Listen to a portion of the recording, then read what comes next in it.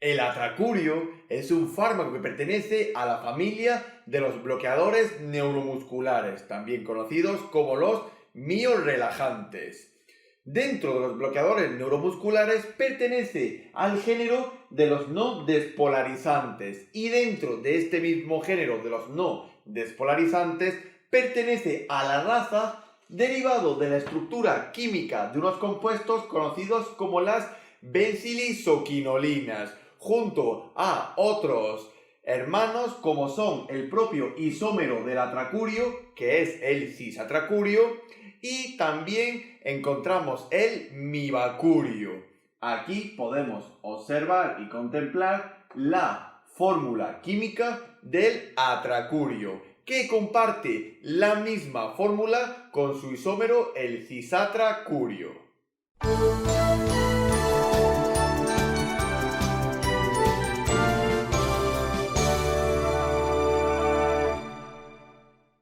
El atracurio, al ser un fármaco miorelajante, está indicado en situaciones de urgencia y emergencia donde tenemos que realizar técnicas invasivas al paciente y debemos relajar la musculatura voluntaria. Por eso el atracurio está indicado en técnicas como la intubación orotraqueal o endotraqueal, en las cirugías de tipo mayores, donde se requieren técnicas invasivas como la intubación o la conexión a ventilación mecánica, también diciendo la propia en unidades de cuidados críticos y vigilancia intensiva. Y por último, el atracurio también se utiliza como coadyuvante en la anestesia general, induciendo la anestesia mediante bolos rápidos o por perfusión.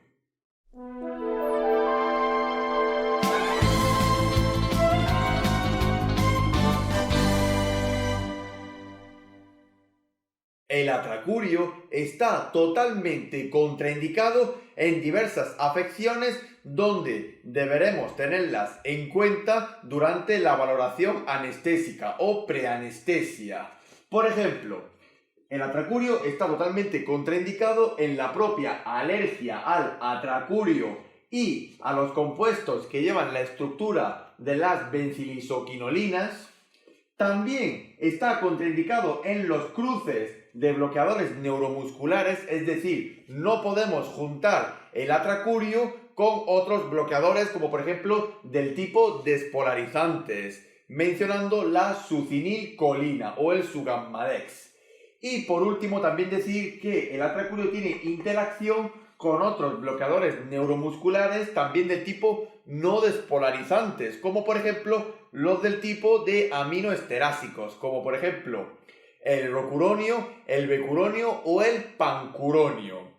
También deberemos de tener ciertas precauciones con la administración de atracurio.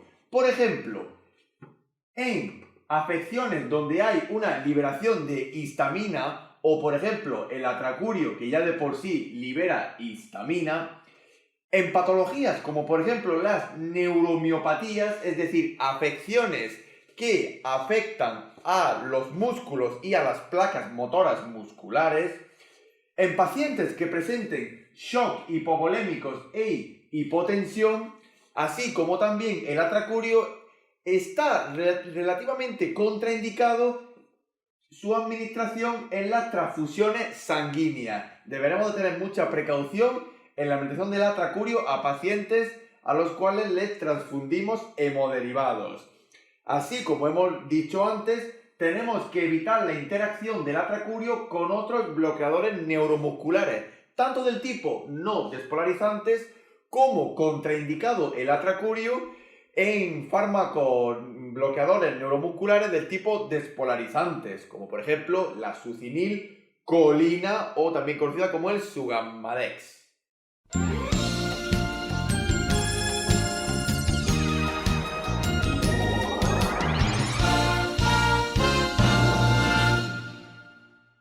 El mecanismo de acción del atracurio es competir selectivamente con el neurotransmisor conocido como la acetilcolina, muy presente en las placas motoras musculares, es decir, en la transmisión de impulsos nerviosos en la sinapsis. ¿En qué consiste el mecanismo del atracurio? Compite por un bloqueo sináptico, es decir, bloquea los canales de transmisión de la acetilcolina. ¿Qué consigue con eso? Que no haya una despolarización en la sinapsis y se bloquea la transmisión de acetilcolina en la placa motora.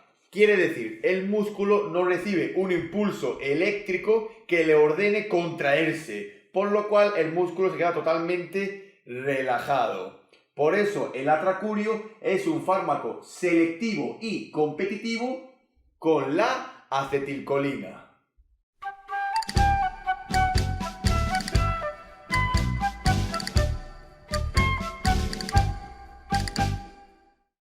La vía de administración más usual del atracurio suele ser la vía parenteral de tipo intravenosa, tanto periférica como por cateterismo venoso central, recordando que el atracurio, dentro de los bloqueadores neuromusculares no despolarizantes, pertenece al género de los de acción intermedia. Su efecto comienza a los 90 segundos de haberse administrado, llegando al pico máximo a los 3-5 minutos. Y de ahí seguiremos administrando bolos continuos cada 20 o 30 minutos, según se considere necesario.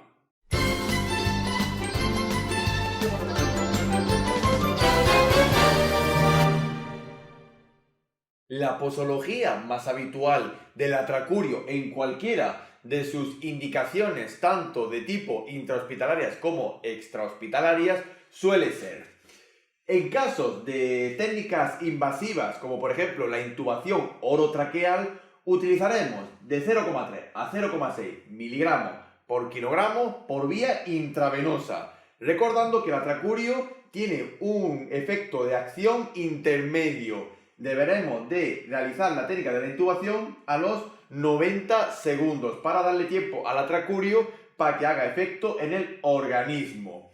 Si por ejemplo queremos utilizar el atracurio en una perfusión para anestesia general, comenzaremos con un pequeño bolo de 0,1 a 0,2 miligramos por kilogramo, el cual podremos repetir bolos sucesivos a los 20 o 45 minutos, reduciendo incluso el tiempo de exposición a 15 y 30 minutos. ¿Que queremos poner una perfusión general en anestesia? Por ejemplo, podemos poner de 0,3 a 0,6 miligramos por kilogramo por hora y así evitarnos la administración sucesiva de bolos continuos de atracurio. En afecciones como por ejemplo la insuficiencia hepática y la insuficiencia renal, siempre deberemos de tener en cuenta una monitorización de los niveles hepáticos y renales, es decir, monitorizar la función hepática y renal.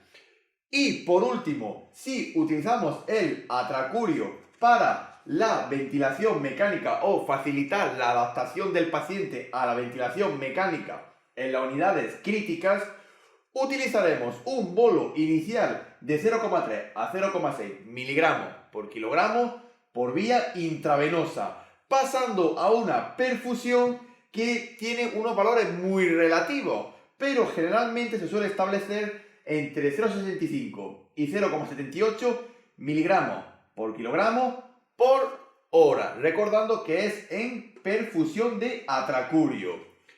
Por último, nos queda decir en la posología que la dosis de atracurio siempre se administra en función del peso del paciente.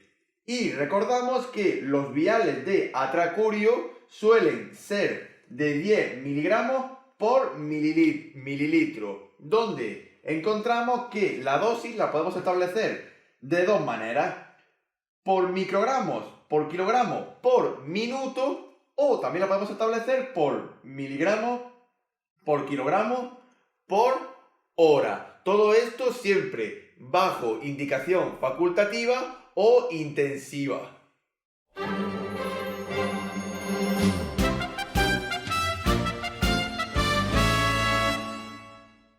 En estudios actuales y evidencia científica se ha demostrado que el atracurio tiene cierta compatibilidad con el resto de la farmacología existente. Pero eso sí, se recomienda que la administración de atracurio, tanto en jeringa como por vía, sea de forma única, por si se presentan incompatibilidades o interacciones con otros medicamentos, así como también el atracurio tiene incompatibilidad con las clases farmacológicas de los alcalinos, con las heparinas, con antihistamínicos como la ranitidina, con el nitroprusiato y por último con broncodilatadores como por ejemplo la aminofilina o la teofilina.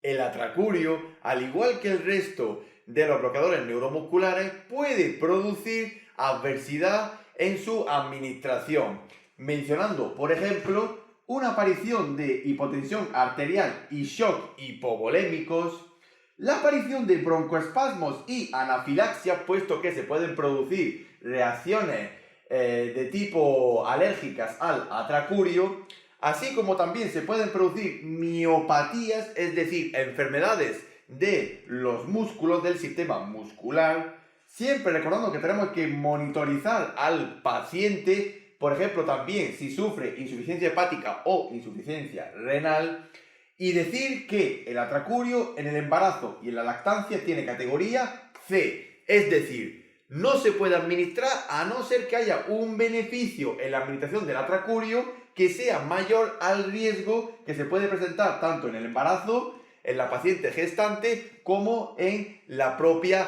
lactancia. Y siempre recordando que deberemos de tener antídotos de los bloqueadores neuromusculares no despolarizantes para revertir los efectos adversos del atracurio en caso de que se presentasen.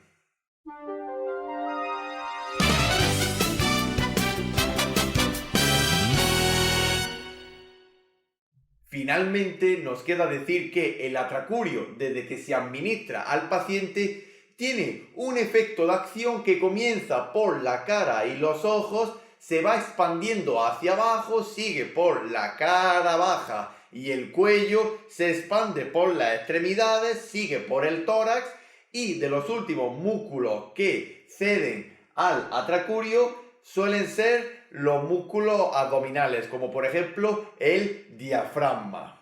También nos queda decir que el atracurio puede sobredosificarse, es decir, puede haber una sobredosis de atracurio en el paciente. ¿Qué fármacos utilizaremos para revertir una sobredosis de atracurio? Por ejemplo, fármacos colinérgicos, como se ha demostrado con la neostigmina, fármacos que liberen a la acetilcolina o que potencien el efecto colinérgico con la acetilcolina y puedan revertir el bloqueo sináptico, devolviendo la normalidad a la placa motora muscular.